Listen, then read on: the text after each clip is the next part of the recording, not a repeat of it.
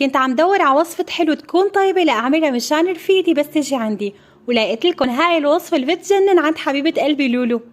علبتين بسكوت سادة رح نكسرهم بهذا الشكل، لا تكسروهم كتير.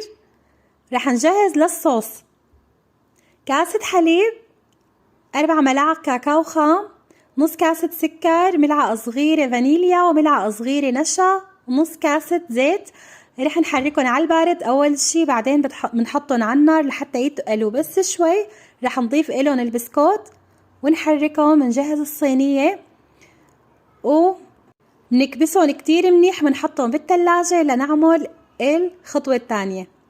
الطبقة الثانية بنحتاج 4 أكواب حليب، بعدين فوقهم 5 ملاعق نشا، نص كوب من السكر، ملعقة صغيرة فانيليا. حركوهم على البارد بعدين حطوهم على النار، وبس يبلش يتقل القوام بنضيف ملعقة كبيرة نسكافيه قهوة سريعة الذوبان وبنحطهم فوق البسكوت.